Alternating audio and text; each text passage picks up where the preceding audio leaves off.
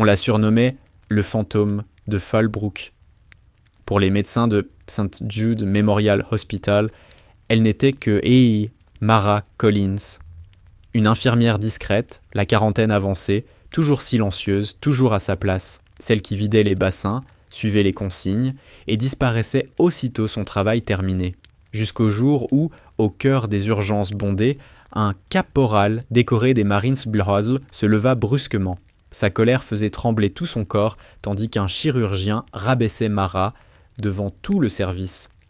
Le vacarme s'éteignit net. Il ne se contenta pas de la défendre. Il tomba à genoux. « Vous n'avez aucune idée de la personne qui se tient devant vous » murmura-t-il, la voix brisée, des larmes coulant sur ses joues. Cette femme n'est pas qu'une infirmière. Si tout un peloton est rentré vivant, c'est grâce à elle. Quand la vérité éclata, elle ne secoua pas seulement l'hôpital. La ville entière s'arrêta de respirer. Aux urgences de Saint-Jude, les néons vibraient avec ce bourdonnement insupportable que Mara connaissait mieux que les battements de son propre cœur. À 45 ans, elle se déplaçait avec une efficacité telle qu'elle en devenait invisible. Elle était l'huile dans les rouages d'une machine chaotique, remplaçait des perfusions, rassurait des enfants terrorisés, nettoyait ce qui faisait détourner le regard aux plus jeunes infirmiers, toujours avec le même visage impassible. Ses cheveux étaient tirés en un chignon fatigué, pratique avant tout.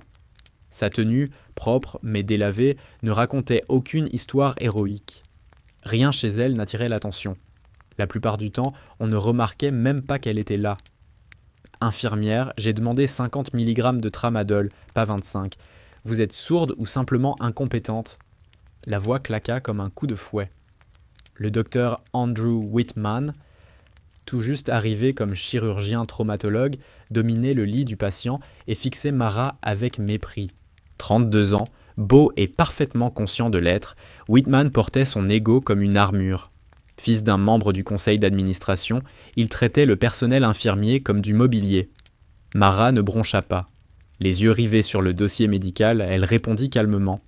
« Le patient présente une hypersensibilité aux opioïdes, docteur. À 50 mg, on risque une dépression respiratoire compte tenu de sa tension actuelle. J'ai ajusté la dose par sécurité. » Le visage de Whitman vira au rouge sombre. Il détestait être contredit, plus encore par cette infirmière qui ne riait jamais à ses plaisanteries et ne flattait pas ses diplômes. Il arracha le dossier de ses mains. « C'est moi le chirurgien ici. Vous êtes infirmière. Votre rôle est d'exécuter, pas de jouer au médecin. C'est clair ?» Le service entier se figea. Les infirmières baissèrent les yeux. Les patients se remuèrent, mal à l'aise. « Très bien, docteur, » répondit Mara d'une voix neutre. Elle se tourna vers le chariot de médicaments pour corriger le dosage. Ses mains ne tremblaient pas. Dans un coin de la salle d'attente, un homme observait la scène depuis un fauteuil roulant trop étroit pour sa carrure. Barbe épaisse et négligée, chemise en flanelle tachée de café, casquette enfoncée sur les yeux. Cela faisait 3 heures qu'il attendait une consultation pour sa jambe ravagée par les cicatrices et les tiges métalliques. C'était le caporal Jack Ridge Miller. Aux yeux des autres, il passait pour un vétéran à la dérive. En réalité, sous la flanelle se cachait un ancien marine de reconnaissance de plus de 100 kilos, mis à la retraite après une embuscade qui hantait encore ses nuits. Il regarda le chirurgien humilier la femme. Il la vit encaisser sans un mot. Mais ce qui retint vraiment son attention, ce ne fut pas l'agression, c'était sa posture. Mara ne se ratatinait pas. Lorsqu'elle ne travaillait pas, elle se tenait droite, pieds écartés à la largeur des épaules, mains jointes dans le dos. Une position instinctive, gravée dans la mémoire du corps. Et quand le médecin criait, son regard n'exprimait ni peur ni soumission, seulement une évaluation froide, comme si elle mesurait un danger, et le jugeait insignifiant. « Et » grogna Ridge à un brancardier de passage. « C'est qui cette infirmière ?»« Mara » répondit-il en levant les yeux au ciel. « Ignore Whitman. Il est de mauvaise humeur. Elle... Eh bien, c'est juste Mara. Elle est là depuis toujours. Elle parle jamais d'elle. » Ridge plissa les yeux. Cette posture, ce regard, il les avait déjà vus, dans la poussière et le sang de l'Afghanistan. Il ne parvenait simplement pas encore à mettre un nom dessus. Les heures passèrent et la tension entre Whitman au Tarpnia et Mara épaississaient l'air comme une fumée lourde, puis l'enfer déboula d'un coup. Un carambolage sur le Interstate 75 déversa une vague de blessés aux urgences. Trauma, niveau un entrant, cria un ambulancier en forçant les portes. Homme, trentaine, pneumothorax sous tension, tension en chute libre. Le brancard heurta la salle de déchocage. Le patient haletait, le visage déjà bleuté. Whitman était là en un éclair, enfilant ses gants. Un kit de drainage thoracique, tout de suite. Bougez. Avant même qu'il termine sa phrase, Mara avait préparé le plateau. Whitman saisit le scalpel. Ses mains tremblèrent légèrement. La pression montait. Les constantes du patient s'effondraient. « Je n'arrive pas à poser une voix », cria une jeune infirmière. « Les veines sont collabées. »« Forêt », aboya Whitman. Accès intra-osseux, mais il peinait. L'anatomie était déformée par l'œdème. Il tenta l'incision, hésita. L'angle était mauvais. La panique s'installait. « Docteur, saturation à 60, dit Mara. Sa voix n'était pas forte, mais elle commandait. « Vous êtes trop bas. Vous allez toucher la rate. »« Taisez-vous » hurla Whitman, la sueur dégoulinant sur son front. « Je sais parfaitement ce que je fais. » Il ne savait pas. Il enfonça le trocard d'un geste brutal, mais aucun souffle d'air ne s'échappa. Aucun sifflement. Le corps du patient se raidit soudain. Une convulsion violente. « Il fait un arrêt !» Le moniteur hurla. La ligne devint plate. Whitman se figea, les yeux rivés sur l'écran, incapable de bouger. Il avait raté l'espace pleural. L'homme était en train de mourir, là, sur la table, victime pure et simple de l'arrogance. Alors, Mara bougea. Ce ne fut pas le mouvement d'une infirmière d'âge mûr, ce fut une rafale. Précision, violence contenue, efficacité absolue. Elle entra dans l'espace de Whitman et le percuta violemment de la hanche, assez fort pour le projeter contre le mur. « Recule », souffla-t-elle. Ce n'était pas une demande. Dans le même mouvement, elle attrapa une aiguille angiocate de calibre 14 sur le plateau. Aucun temps mort. Ses doigts palpèrent la cage thoracique, trouvèrent le deuxième espace intercostal sur la ligne médioclaviculaire. Elle enfonça l'aiguille. Psss. Le sifflement de l'air emprisonné fut le plus beau son de la pièce. La poitrine du patient se souleva. Le moniteur reprit un rythme. Lent, puis stable. Décompression à l'aiguille réussie, annonça Mara d'une voix redevenue parfaitement neutre. Elle se tourna vers la jeune infirmière. « Prépare une nouvelle pose de drain thoracique. Plus haut cette fois. Je te guide. » Whitman resta plaqué contre le mur, bouche ouverte. Il regarda autour de lui. Chaque infirmier, chaque aide-soignant, même les quelques patients capables d'apercevoir la scène, le fixaient. Une subordonnée venait de l'écarter physiquement de son propre patient. Et elle venait de sauver l'homme, qu'il était sur le point de tuer. La honte l'envahit, brûlante, toxique. Il se redressa, lissa sa blouse blanche, les yeux réduits à 2 fentes. « Sortez », murmura-t-il, la voix tremblante de rage. Mara le regarda. « Docteur, le patient a encore besoin de... »« J'ai dit sortez !» hurla Whitman en jetant violemment un plateau métallique au sol. Le fracas fit taire tout le service. « Vous êtes suspendu. Vous avez agressé un supérieur médecin. Vous avez pratiqué un acte médical sans autorisation. Sortez de M11 service avant que j'appelle la sécurité et qu'on vous traîne dehors menotté. » Mara ne protesta pas. Elle ne se justifia pas. Elle hocha simplement la tête, retira ses gants ensanglantés et quitta la salle de déchocage. Dans le couloir, Jack Ridge Miller sentit une décharge électrique lui parcourir l'échine. Décompression à l'aiguille, la façon dont elle tenait l'aiguille, la façon dont elle vérifiait les constantes. Et ce coup de hanche, ce n'était pas un geste improvisé, c'était du kiku, combat rapproché, une manœuvre qu'il avait vue utiliser pour dégager un couloir mortel lors d'une entrée en force, exactement la même. Puis Mara passa devant lui, la tête basse, vaincue en apparence. Elle leva la main pour essuyer la sueur sur sa nuque. Sa blouse glissa légèrement. Sous la clavicule, à peine visible, une zone de peau marquée, une brûlure ancienne en forme d'étoile irrégulière.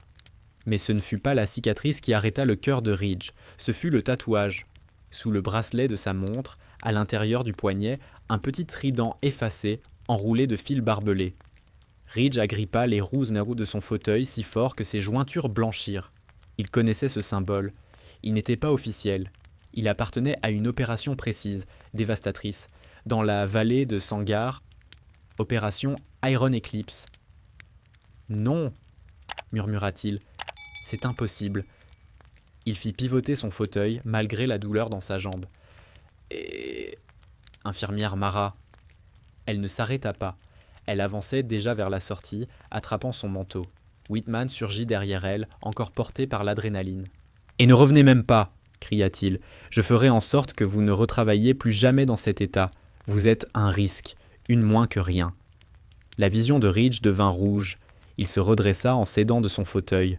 Sa jambe mutilée hurla de douleur, mais il verrouilla le genou. À cet instant, il n'était plus impatient. Il était un marine. Et sa voix explosa comme un coup de tonnerre, une voix forgée sur les terrains de parade et les champs de bataille. Tout le monde se figea. Whitman s'arrêta net. Ridge avança en boitant jusqu'au centre de la pièce. Il pointa un doigt tremblant vers le chirurgien. « Fermez-la !» gronda-t-il. Whitman cligna des yeux, déconcerté. « Monsieur, c'est un hôpital. Asseyez-vous. » J'ai dit « Fermez-la !» Ridge se tourna vers Mara, immobile près des portes automatiques. Elle se retourna lentement. Leurs regards se croisèrent. Elle vit la reconnaissance dans ses yeux, et pour la première fois depuis 10 ans, Mara eut peur. Non. Ses lèvres formèrent le mot sans un son. Ridge l'ignora. Il fixa de nouveau Whitman. « Vous l'avez traitée de moins que rien. Vous avez dit qu'elle exerçait sans autorisation. » Il fouilla dans sa poche et en sortit une pièce, lourde, en bronze, marquée par le temps. Il la leva. « Vous savez ce que c'est, docteur ?» Sa voix tremblait d'émotion. « Tin, c'est une pièce d'unité du 1er bataillon, 9e Marines Gun, le Peglo Shadow Battalion. » Il désigna Mara. « J'y étais, il y a 10 ans, coincé dans une vallée que vous ne trouveriez même pas sur une carte. 20 blessés, aucune évacuation, aucun appui aérien, juste nous et l'ennemi. » Le silence était total. On pensait avoir un infirmier avec nous. Elle était rattachée à une équipe de soutien culturel. Mais quand les balles ont commencé à voler, elle ne s'est pas planquée. Elle a pris le commandement. Ridge fit un pas vers Mara. Elle m'a maintenu en vie pendant 6 heures avec une plaie thoracique ouverte. 3 fois, elle a traversé un tir de mortier pour traîner mon lieutenant hors de la zone de feu. On l'appelait la Sainte. Idia, continua Ridge. On n'a jamais connu son vrai nom. Tout était caviardé, classifié, opération noire. Mara secoua la tête. Des larmes lui montèrent aux yeux. « S'il vous plaît » murmura-t-elle.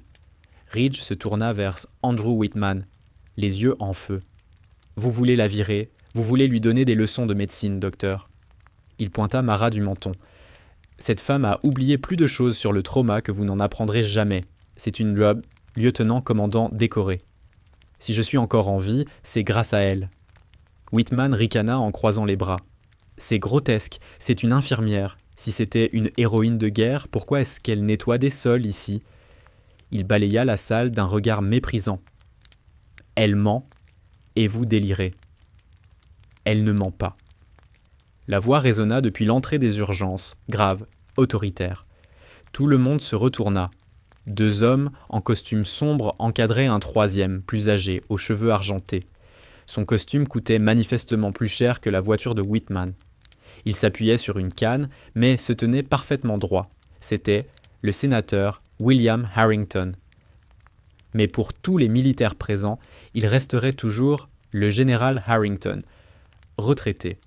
Whitman balbutia quelque chose. L'administrateur de l'hôpital, arrivé en catastrophe à cause du vacarme, pâlit instantanément. Harrington ignora le chirurgien. Il se dirigea droit vers Mara, s'arrêta devant elle, son regard s'adoucit. « Nous vous cherchions depuis longtemps. »« Commandant, » dit-il calmement. « Vous avez disparu après votre radiation. Vous n'êtes même pas venu à la cérémonie. » Mara baissa les yeux vers ses chaussures. « Je ne l'ai jamais fait pour les médailles, mon général. Je voulais juste oublier. »« Je sais, » répondit Harrington. Il se tourna vers l'assemblée. « Mais on ne peut pas se cacher éternellement, pas quand des imbéciles comme celui-ci, dit-il en désignant vaguement Whitman, essaient de vous détruire. » Puis il regarda Ridge. « Content de vous revoir, caporal Miller. Repos. Je prends la relève. » Ridge hocha la tête et se laissa retomber dans son fauteuil, vidé, mais souriant. Harrington fixa alors Andrew Whitman de ses yeux bleus acier. Vous venez de renvoyer une récipiendaire de la Navy Cross. Avez-vous la moindre idée de l'ampleur de l'erreur que vous venez de commettre ? La mâchoire de Whitman se décrocha.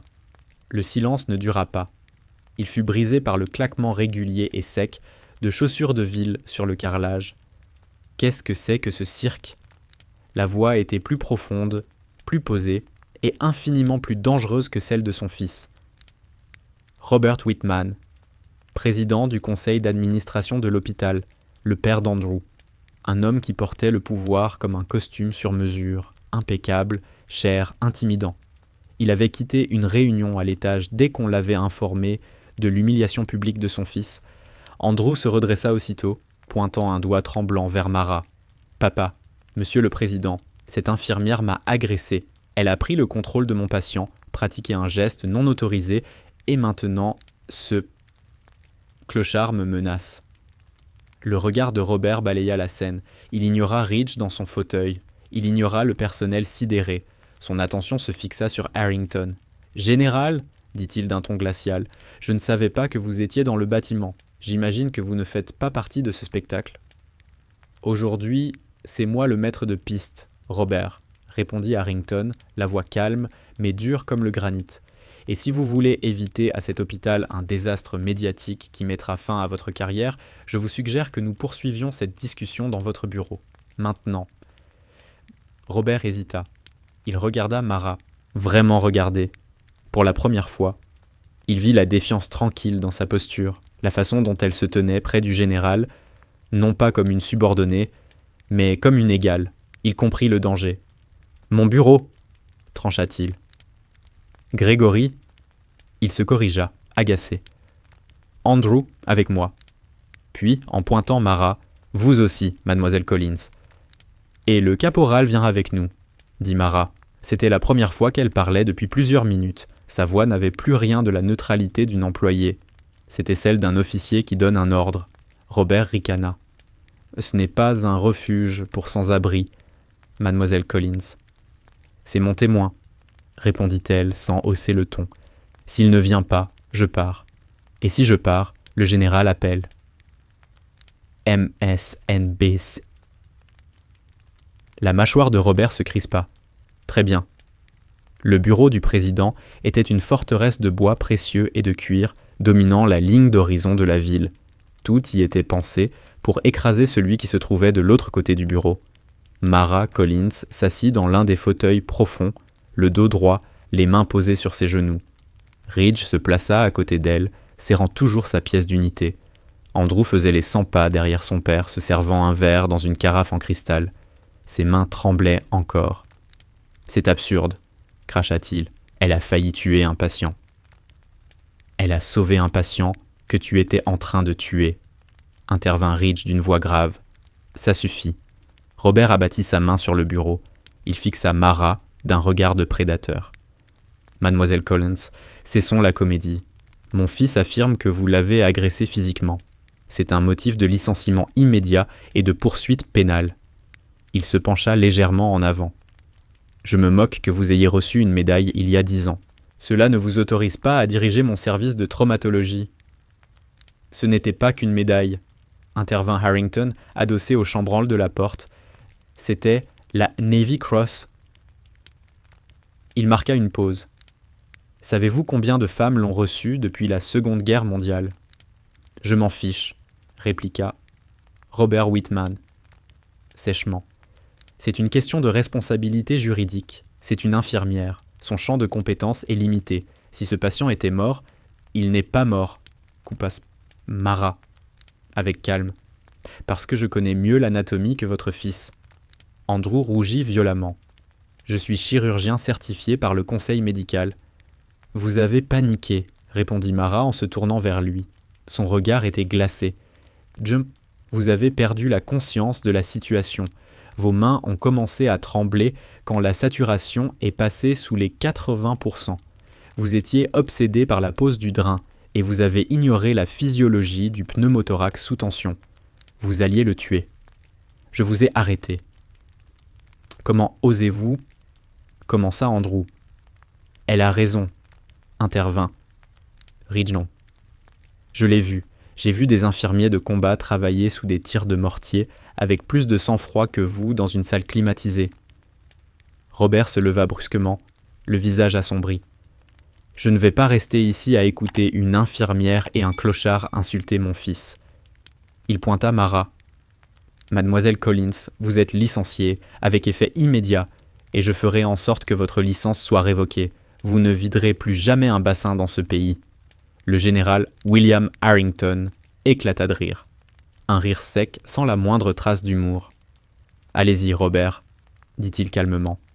Virez-la, retirez-lui sa licence. Mais avant cela, vous devriez peut-être jeter un œil au dossier personnel que je viens de faire déclassifier et faxer à votre secrétariat. » L'interphone grésilla. « Monsieur Whitman, un fax vient d'arriver, marqué top secret, mais expurgé pour consultation civile. Il provient du commandement naval américain. » Robert hésita, puis appuya sur le bouton. « Faites entrer. » Une secrétaire terrorisée entra précipitamment, posa un dossier épais sur le bureau et ressortit presque en courant. Robert l'ouvrit. Andrew se pencha par-dessus son épaule. À mesure qu'il lisait, le silence dans la pièce devenait écrasant. Sujet : Collins, Mara. Grade : lieutenant-commandant, O4. Désignation : officier médical, reconnaissance, amphibie spéciale. Unité rattachée : Devgru, Red Squadron, 24th STS, Division des activités spéciales, CIA. Robert tourna la page. Rapport d'incident : Opération Iron Eclipse. Lieu : vallée de Sangar, Afghanistan.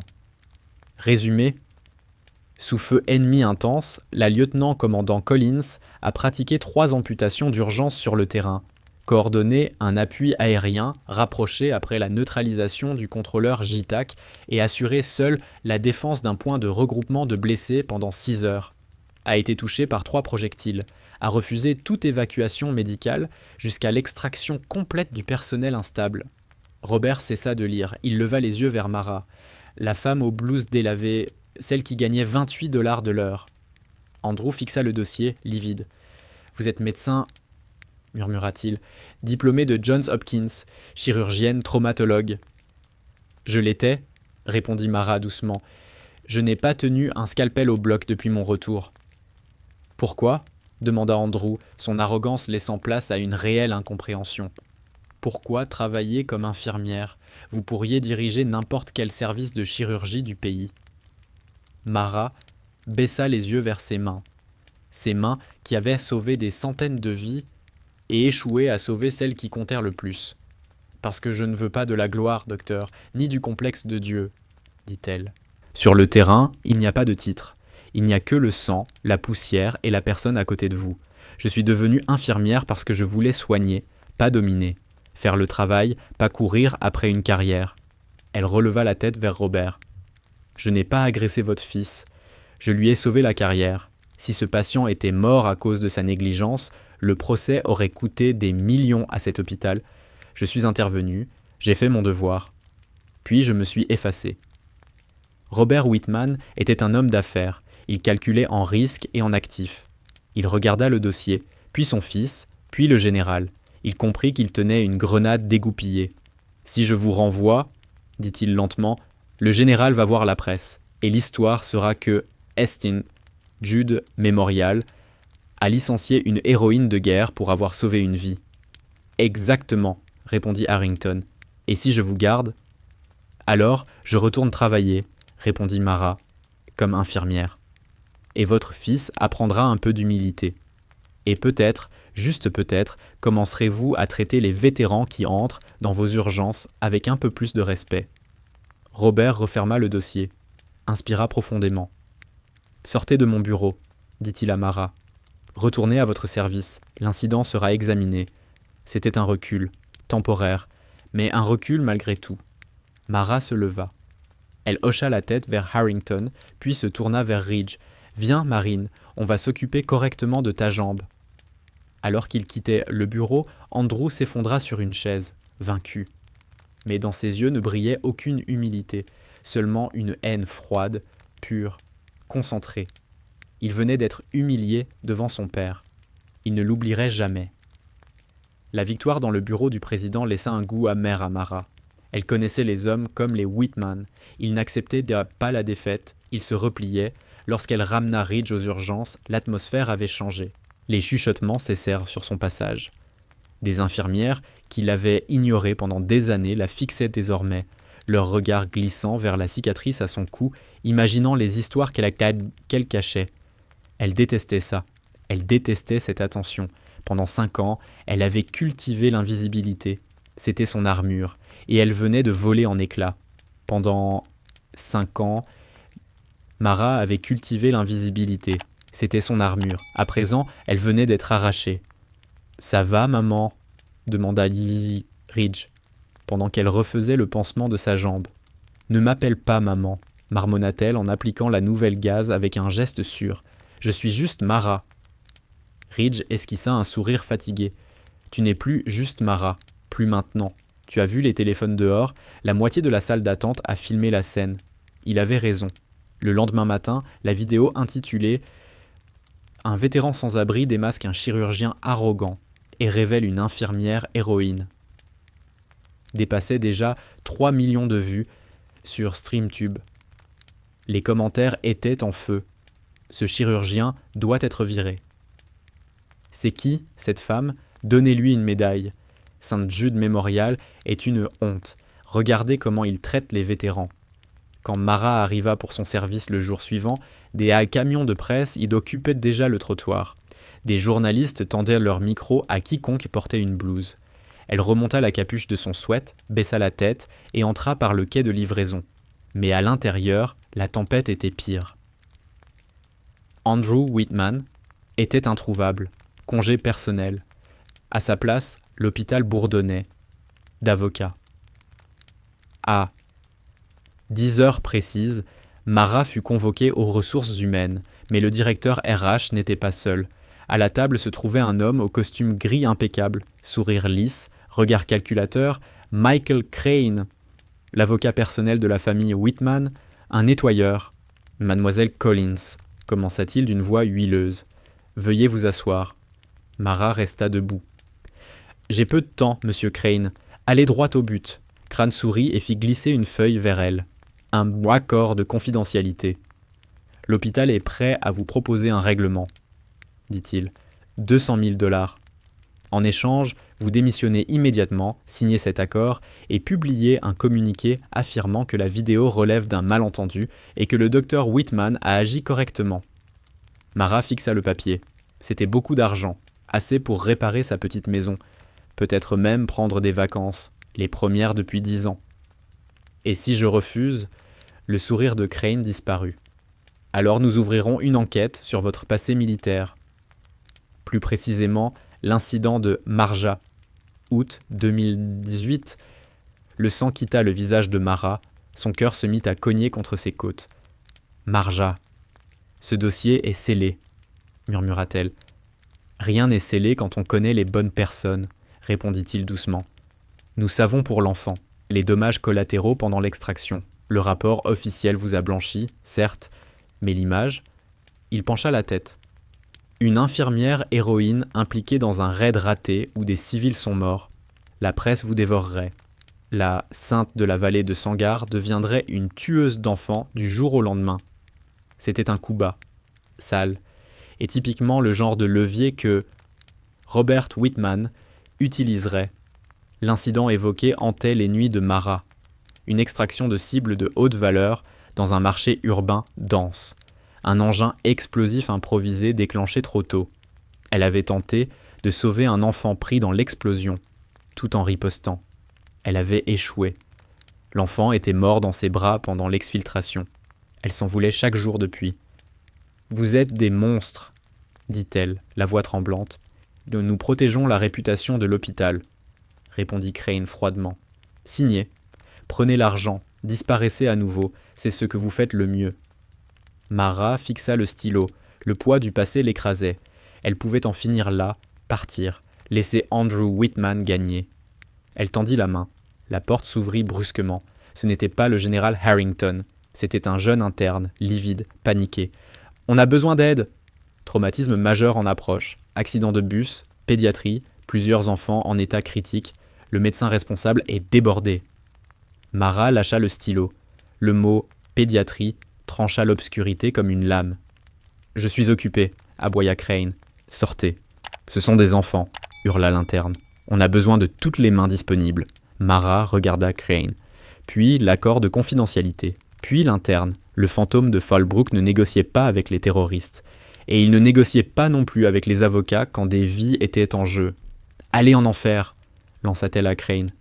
Elle se retourna et partit en courant. « Si vous franchissez cette porte, nous diffusons le dossier !» cria-t-il derrière elle. Mara ne s'arrêta pas.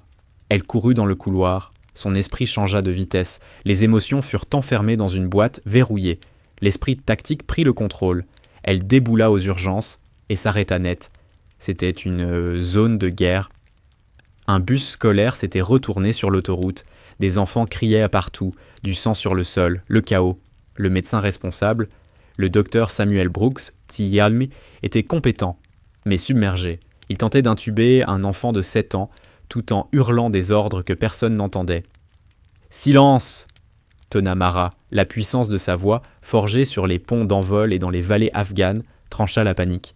La pièce se figea une fraction de seconde. « Docteur Brooks, concentrez-vous sur les voies aériennes », ordonna-t-elle en avançant au centre de la salle. « Infirmière Miller, poste de tri numéro 2, pansement compressif immédiatement. Brancardier, dégagez les couloirs, je veux un axe direct vers la radiologie. » Elle pointa 3 internes pétrifiés. « Vous 3, voie 4, calibre 14. Étiquette verte en salle d'attente, jaune en box. Rouge de 4 à 8 ici. » Elle ne criait plus, elle commandait. « Restez ici. » « Qui vous a mise aux commandes ?» lança une infirmière affolée. « Moi » répondit Mara, en attrapant des ciseaux de traumatologie. « Bougez. » Pendant 4 heures, Mara Collins ne fut plus une infirmière. Elle devint une chef d'orchestre du vivant et du mourant. Elle passait d'un brancard à l'autre, évaluant les blessures à une vitesse terrifiante. Elle repéra une hémorragie interne passée inaperçue chez une fillette de 10 ans.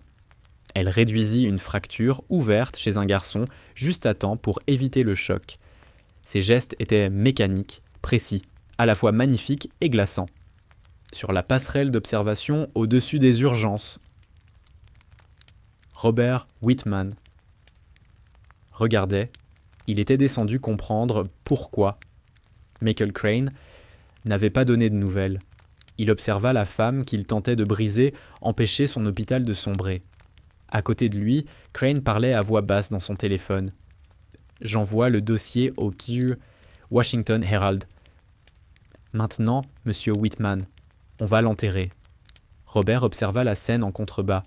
Il vit Mara tenir la main d'une petite fille terrorisée, tout en indiquant à un interne comment suturer correctement. Il vit le regard du personnel posé sur elle, non pas de crainte, mais de confiance absolue.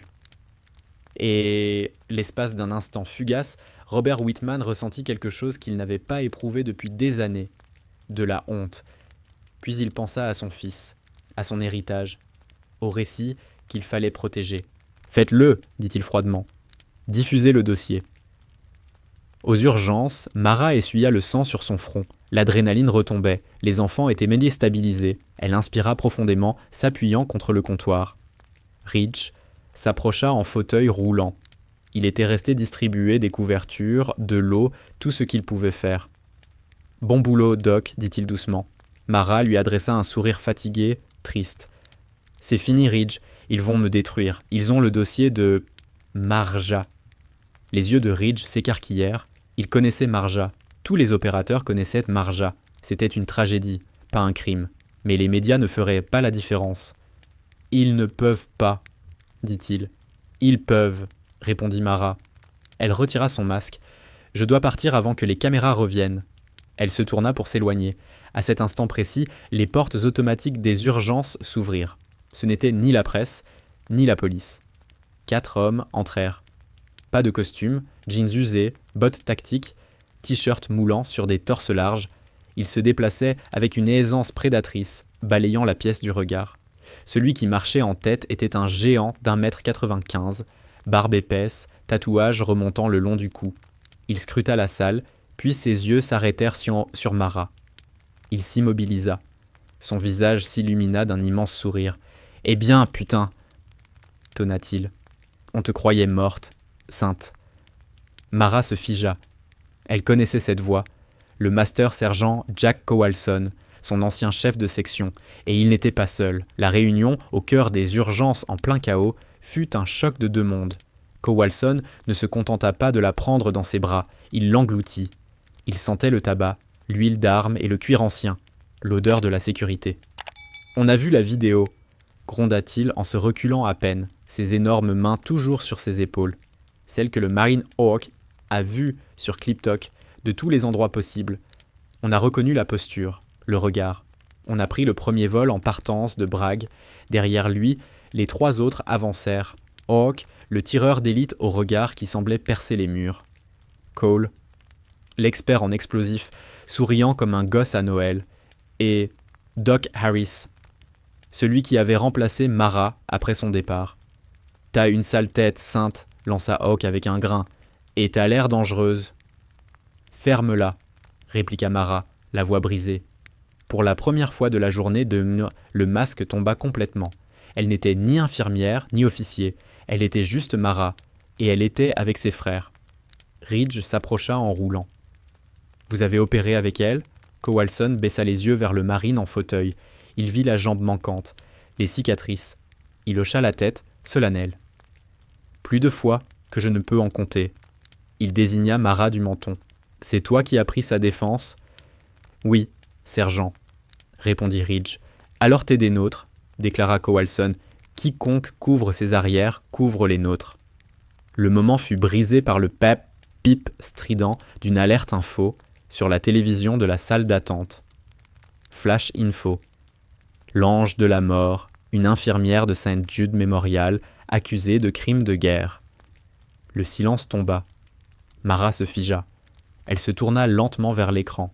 Son visage, extrait de la vidéo virale, apparaissait à côté d'une photo granuleuse en noir et blanc. Un étal de marché détruit à Marja. Le titre, rouge sang, ne laissait aucune place au doute. La présentatrice, au visage sévère, parla d'une voix maîtrisée. Des sources proches de l'administration hospitalière ont divulgué un dossier militaire scellé, affirmant que Mara Collins, l'infirmière récemment saluée comme une héroïne, aurait été impliquée dans une opération ratée en 2018 ayant causé la mort de 3 civils, dont un enfant. Le rapport évoque une négligence grave et une violation des règles d'engagement. L'air quitta la pièce. Les patients que Mara venait de soigner, des mères dont elle avait stabilisé les enfants, des personnes âgées qu'elle avait rassurées, la regardaient désormais autrement. La gratitude s'évapora de leurs yeux. Elle fut remplacée par la peur, puis par l'horreur. « C'est vrai ?» murmura une mère en serrant son enfant contre elle. « Vous avez tué un bébé ?» Mara eut l'impression de recevoir une balle en pleine poitrine. Une vraie blessure aurait fait moins mal. Marja, le souvenir qu'elle fuyait depuis 5 ans, la poussière, les cris, l'échec. Ce n'était pas comme ça, balbutia-t-elle en reculant d'un pas. C'est un monstre, cria un homme au fond de la salle. Éloignez-la des enfants. Non, hurla Ridge, faisant pivoter son fauteuil pour faire face à la foule. C'est un mensonge, vous n'avez aucun contexte. Mais la mécanique était lancée. La peur voyage toujours plus vite que la vérité. Même le docteur Brooks, Yann, qui s'était appuyé sur elle quelques minutes plus tôt, baissa les yeux vers son dossier, incapable de croiser son regard. Mara se tourna vers Six Cowalson. « Ils l'ont fait, » murmura-t-elle. « Whitman, ils l'ont fait. » Le visage de Cowalson se ferma. Le géant jovial disparut. À sa place se tenait un opérateur de niveau 1. « Qui est Whitman ?» « Le président du conseil, » chuchota Mara. Et son fils, ses mains tremblaient. « Je dois partir, je ne peux pas rester ici. » Elle se retourna et courut. Elle franchit les portes battantes, dévala le couloir et déboula dans la zone des ambulances. L'air frais de la nuit la frappa au visage, mais elle n'arrivait plus à respirer. Elle s'appuya contre le mur de briques, glissa lentement jusqu'au sol et enfouit son visage dans ses genoux. À l'intérieur de l'hôpital, l'atmosphère bascula, du choc à la menace. Des agents de sécurité se dirigeaient vers les urgences. Cowalson regarda Mara s'enfuir. Il ne la suivit pas. Il savait qu'elle avait besoin d'1 minute. Il se tourna vers son équipe. Hawk sécurise le périmètre. Aucun journaliste ne s'approche d'elle. Cole, t'es aux communications. Trouve qui a fuité le dossier. Je veux un nom et une adresse IP. Déjà dessus, répondit Cole en tapant frénétiquement sur une tablette durcie sortie de son sac. Diffusion numérique, la source remonte à un cabinet d'avocats. Crane and Associates. Horodatage, il y a 20 minutes. Cowalson se tourna vers Ridge. Où est ce président? Ridge pointa vers le plafond. Dernier étage, bureau panoramique. Cowalson fit craquer ses jointures. Doc, tu restes avec Mara. Tu la protèges. Ridge, tu viens avec moi. On va avoir une petite discussion avec la direction. Je ne peux pas marcher, sergent, gronda Ridge, frustré. Je ne t'ai pas demandé de marcher, répondit Cowalson en attrapant les poignées du fauteuil. J'ai besoin d'un témoin. Et toi, t'as clairement de la colère à revendre. Robert Whitman fêtait déjà sa victoire. Debout près de la baie vitrée de son bureau, il regardait les fourgons de presse se multiplier en contrebas comme des cafards. Un verre de scotch à la main, il savourait la brûlure. « C'est réglé », déclara Michael Crane. Affalé sur le canapé en cuir, visiblement satisfait. Les réseaux explosent avec le hashtag infirmière de la morte. Le conseil n'aura pas le choix. Ils la licencieront pour protéger l'image de l'hôpital. Et la plainte contre Andrew disparaîtra. Sa crédibilité est détruite. Nettoyage complet. Andrew Whitman, revenu au bureau, paraissait moins convaincu. Mais le dossier, il était classifié, Michael. Ce n'est pas illégal? Crane balaya la question d'un geste. Diffusion anonyme. Impossible à remonter jusqu'à nous. Et puis, qui va enquêter sur l'armée? Ils veulent oublier Marja autant qu'elle. Robert but une gorgée de scotch. Tu vois, Andrew, dans le monde réel, la vérité n'a aucune importance. Seule la perception compte. Et la perception, on la contrôle. Bam. Les lourdes portes en chêne ne s'ouvrirent pas. Elles ont explosé vers l'intérieur. La serrure vola en éclats. Des échardes de bois traversèrent dans la pièce. Robert sursauta, renversant son verre. Crane bondit du canapé. Dans l'encadrement de la porte se tenait un géant barbu, poussant un fauteuil, roulant, occupé par un marine furieux. De chaque côté, 2 hommes qui avaient l'air de manger du fil barbelé au petit déjeuner. « Sécurité !» cria Robert en attrapant son téléphone. « Inutile !» dit calmement Hawk, adossé au chambranle défoncé. « Vos agents font la sieste. On a parlé doucement. » Cowalson fit rouler Ridge jusqu'au centre du bureau. L'air sembla soudain plus rare, plus lourd. « Qui êtes-vous » lança Crane, tentant de retrouver une autorité juridique. « Ceci est une propriété privée. Je vous ferai arrêter pour effraction. » Cowalson l'ignora. Il s'avança droit vers Robert Whitman. Il le dominait de toute sa stature. Il se pencha, si près que Robert put distinguer les poils gris dans sa barbe. « Vous avez exactement 10 secondes, » murmura Cowalson, « pour m'expliquer pourquoi vous avez décidé de détruire la vie d'une femme bien. » Sa voix était terrifiante. « Je ne vois pas de quoi vous parlez, » balbutia Robert en reculant jusqu'à heurter son bureau. « C'est une menace juridique. Elle a tué un enfant. Elle a essayé de sauver un enfant. » Rugit Ridge depuis son fauteuil. Ce gamin portait un gilet explosif. Mara s'est placée entre lui et le reste du groupe pour tenter de couper les fils. Le gilet a explosé. Elle a pris les éclats pour un enfant qui était déjà mort. Espèce de... Le silence tomba. Andrew Whitman fixa Ridge, puis son père. « C'est vrai ? Ça n'a aucune importance, » trancha Crane en s'interposant. « Le rapport parle de victimes civiles. C'est tout ce que le public a besoin de savoir. » C'est tout ce que le public a besoin de savoir, trancha Michael Crane. Cowalson tourna lentement la tête vers lui. « Vous êtes l'avocat. »« Je le suis, » répondit Crane en rajustant sa cravate. « Et je connais la loi. Vous ne pouvez rien contre moi. »« Je ne vais pas te toucher, » répondit calmement Cowalson. Il désigna la porte du menton. « Mais lui, si. » La porte s'ouvrit. Le général William Harrington entra. Et cette fois, il n'était pas seul. Derrière lui, Isolts 4 agents fédéraux en coupe-vent frappaient des sigles NC et FBI investir la pièce. Le visage de Robert Whitman vira à la couleur du lait tourné. « Qu'est-ce que c'est que ça ?» murmura-t-il. Harrington leva un sachet plastique transparent contenant une clé USB. Ceci est le résultat d'un traçage lié à la fuite d'informations classifiées de niveau compartimenté. Il fixa Crane. « Voyez-vous, monsieur Crane, lorsque vous avez téléchargé ce dossier depuis un serveur sécurisé à l'aide d'un code d'accès que j'ai eu l'imprudence de fournir à l'hôpital pour vérification, vous avez laissé une empreinte numérique. » Il fit un pas de plus. « Et lorsque vous l'avez transmis au Blackie Washington Herald, vous avez commis un acte de trahison. La divulgation de mouvements de troupes et de données opérationnelles, même vieilles de 5 ans, met des actifs toujours en place en danger. » Ce dossier contenait les noms d'interprètes locaux encore sur le terrain. Vous venez de signer leur arrêt de mort. Crane s'effondra dans un fauteuil. Toute son arrogance s'évapora d'un coup. Je ne savais pas, balbutia-t-il. Je voulais juste la page de synthèse.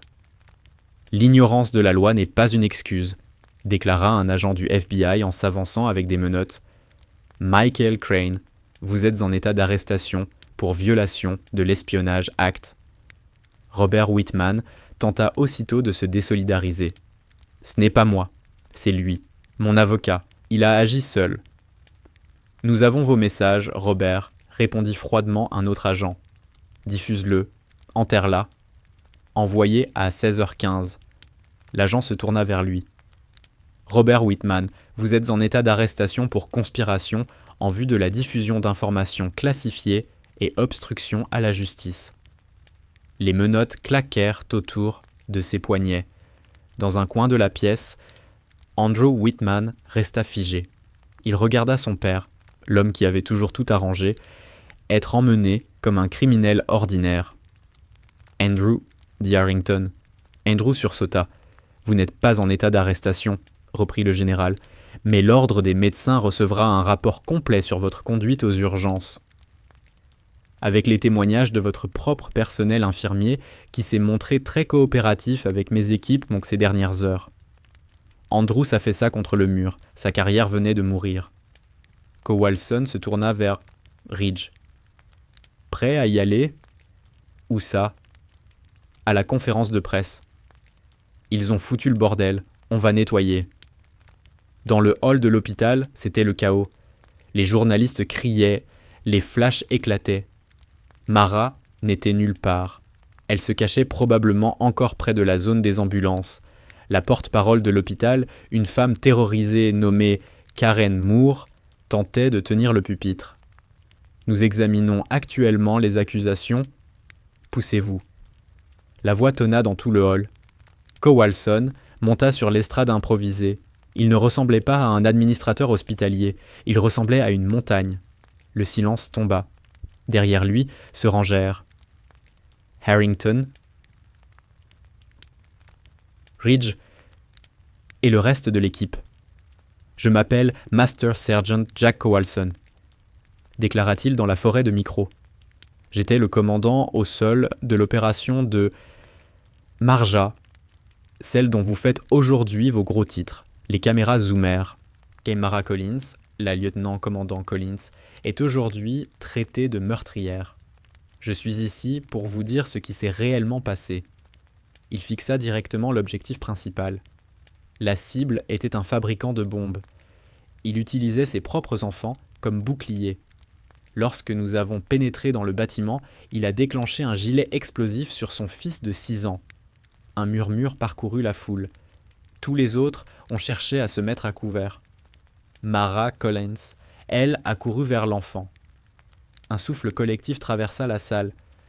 Elle a tenté de désamorcer l'engin. Elle l'a couvert de son corps. Il marqua une pause. L'explosion l'a projeté à plus de 6 mètres et lui a logé 3 éclats dans le cou. Elle s'est réveillée en hurlant, non pas à cause de la douleur, mais parce qu'elle n'avait pas réussi à le sauver. Sa voix trembla un instant, puis se durcit. Elle a porté cette culpabilité pendant 5 ans. Elle a quitté la médecine parce qu'elle pensait ne plus mériter de soigner qui que ce soit. Et aujourd'hui, je l'ai vue sauver une douzaine d'enfants lors d'un accident de bus, pendant que l'homme qui a fuité ce dossier buvait du scotch dans un bureau. Kowalson recula. Harrington prit sa place.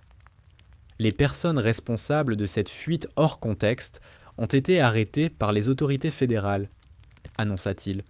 Le récit s'arrête ici. Il balaya la salle du regard. Mara Collins n'est pas une criminelle. C'est la meilleure officier que j'ai jamais commandée. Et St. Jude Memorial Hospital a de la chance qu'elle vide ses poubelles, sans parler de sauver ses patients. La salle explosa. Les questions fusèrent. Le récit venait de basculer. Mais Mara n'était pas là pour le voir. Elle était assise sur le trottoir de la zone des ambulances, les yeux fixés sur ses mains. La porte s'ouvrit derrière elle. Elle ne se retourna pas. « Ils les ont virés ?» demanda-t-elle doucement. « Mieux que ça, » répondit la voix de Ridge. « Le général les a fait arrêter. » Mara se retourna. Ridge était là, avec Kowalson, et les autres, derrière. « C'est fini, Sainte, » dit Kowalson avec douceur. « La vérité est sortie, la vraie. » Mara se leva lentement. Elle regarda son ancienne équipe, puis l'hôpital qui avait failli la broyer. « Je ne pense pas pouvoir continuer à travailler ici, » dit-elle. « Pas après tout ça. »« Parfait, » dit Turonkwaj, le général William Harrington, en sortant de l'ombre, « parce que j'ai une proposition pour vous. » Mara essuya une larme sur sa joue. « J'en ai fini avec l'armée, mon général. »« Je sais, » répondit Harrington avec un sourire calme. Et ce poste n'a rien de militaire, ni d'infirmier. Il ne lui proposa ni un bureau au Pentagone, ni un retour dans l'univers noir des opérations clandestines. Il l'éloigna simplement du tumulte de la zone des ambulances, jusqu'à un SUV noir stationné près de la sortie. Kowalson, Ridge et le reste de l'équipe suivirent à distance respectueuse. Le conseil d'administration de The St. Jude Memorial est en réunion d'urgence en ce moment même, expliqua Harrington en s'appuyant contre la portière. Avec Robert Whitman en détention fédérale et l'action de l'hôpital en chute libre, ils paniquent. Ils ont besoin d'un nouveau visage, quelqu'un en qui le public a confiance, quelqu'un d'irréprochable. Mara laissa échapper un rire sec, amer. « Vous voulez faire de moi une mascotte, serrer des mains, embrasser des bébés pour faire oublier que leur président était un traître ? Non, coupa Harrington sans détour. Je veux que vous dirigiez l'établissement. Mara le fixa, interdite. Je suis infirmière générale, techniquement une infirmière licenciée. Vous êtes chirurgienne traumatologue certifiée dans 3 États et lieutenant-commandant avec une expérience de commandement Times 2, rectifia Harrington. Et accessoirement, je possède une participation majoritaire dans le groupe de santé qui gère cet hôpital. Il marqua une pause. Je viens de l'activer. Mara resta silencieuse. Je renvoie toute l'équipe dirigeante, poursuivit-il, et je nomme un nouveau chef des urgences et de la traumatologie. Il lui tendit la main. Je veux que ce soit vous, Mara.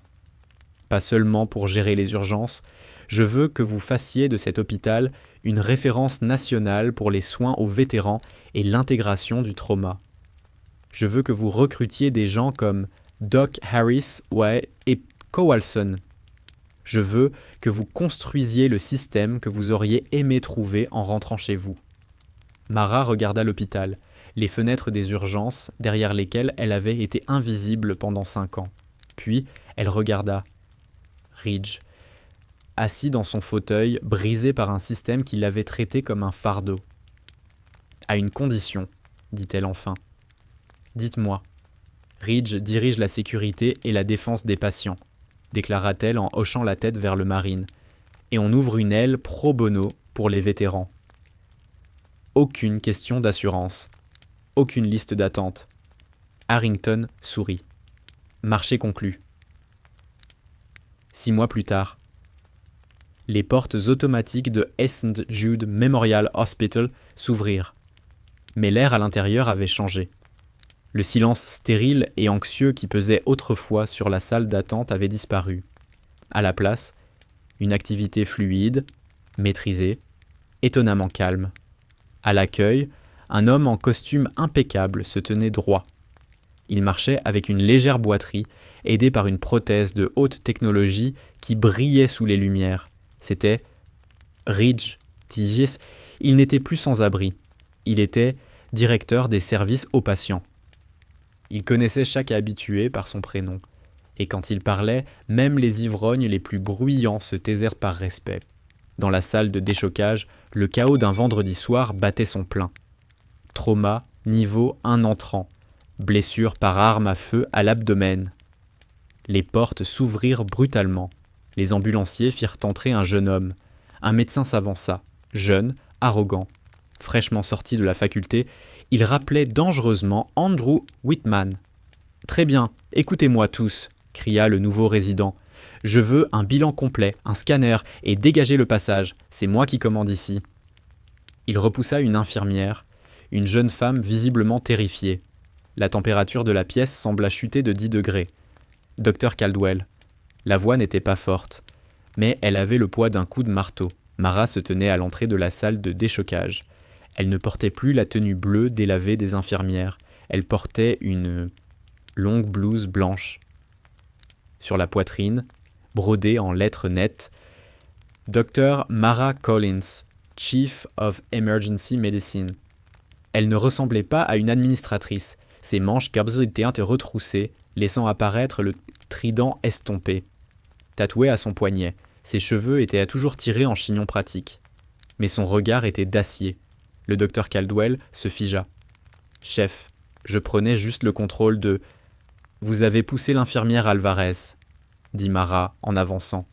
Tout le service s'arrêta pour écouter. « Dans mon hôpital, on ne bouscule pas l'équipe. L'équipe maintient le patient en vie. Vous n'êtes que le mécanicien. C'est clair ? » ?»« Oui, madame, » balbutia Caldwell, la sueur perlant sur son front. « Bien. » Mara se tourna vers le patient. L'angle de la plaie suggère une atteinte hépatique. Si vous l'envoyez au scanner, sans stabiliser la pression, il fera un arrêt dans le couloir. Voie aérienne, stabilisation, puis imagerie. D'accord ? Oui, tout de suite, répondit Caldwell soudain humble. Mara observa un instant, puis se détourna. En sortant, elle croisa Cowalson, désormais chef technicien en traumatologie. Il lui adressa un discret signe de tête. Dans le couloir, Ridge McKing l'attendait. « Classe, » sourit-il. « Il apprendra, » répondit Mara. « Où il partira ?»« À propos de départ, » dit Ridge en lui tendant une tablette. « Regarde les infos. » Mara jeta un œil à l'écran. Un visage familier apparut. Andrew Whitman, décoiffé, vieilli. Il chargeait des cartons dans un camion de déménagement. Le bandeau défilant annonçait « Chirurgien déchu perd sa licence médicale et déclare faillite. » À côté, un autre article. Robert Whitman, ancien président de St. Jude Memorial, condamné à 15 ans de prison fédérale. Le karma ne les avait pas simplement rattrapés, il les avait percutés, reculés, puis percutés encore. Mara rendit la tablette à Ridge. Elle n'éprouva aucune joie, seulement un sentiment de clôture. « Dr Collins ?» Mara se retourna. Une petite fille d'environ 7 ans se tenait là, la main serrée dans celle de sa mère. La femme avait l'air épuisée, usée par la peur et les nuits blanches. « Oui ?» demanda Mara en adoucissant aussitôt son regard. « Maman a dit que vous étiez la dame qui a sauvé les enfants du bus, » murmura la fillette avec timidité. « Elle dit que vous êtes une héroïne. » Mara s'agenouilla pour se mettre à sa hauteur. Elle pensa à la médaille rangée dans un tiroir chez elle. Elle pensa au petit garçon de Marja. Elle pensa aux années passées à se cacher. « Je ne suis pas une héroïne, ma chérie, » dit-elle en souriant doucement. « Je suis juste une infirmière qui s'est enfin souvenue qu'elle était médecin. » Elle se releva et posa son regard sur son équipe. Ridge, Cowalson, les infirmières, le personnel, une famille. « Allez, » dit-elle à Ridge, « on a du travail. » Et tandis qu'elle retournait au cœur de l'action, la tête haute, Mara Collins n'était plus un fantôme. Elle était la commandante. Et désormais, tout le monde savait exactement qui elle était. Quel parcours! Si vous avez ressenti l'intensité de cette histoire, alors elle a rempli son rôle. C'est un rappel puissant. On ne juge jamais un livre à sa couverture, ni une infirmière à sa blouse. Le chemin de Mara, de l'ombre au commandement, prouve que la vraie force n'a pas besoin de crier pour exister. Mais quand elle parle, elle change tout. Les médecins arrogants et les dirigeants corrompus pensaient pouvoir l'écraser. Ils ont oublié une chose essentielle. On ne s'attaque pas à un marine qui n'a plus rien à perdre. Si cette histoire de justice, de rédemption et de karma vous a plu, explosez ce bouton « J'aime ». Ça aide énormément. Partagez-la avec vos amis fans de drames militaires et abonnez-vous avec les notifications pour ne rien rater de la suite. Et vous, qu'auriez-vous fait à la place de Mara ? Dites-le moi dans les commentaires. Merci d'avoir regardé et à très bientôt pour la prochaine histoire.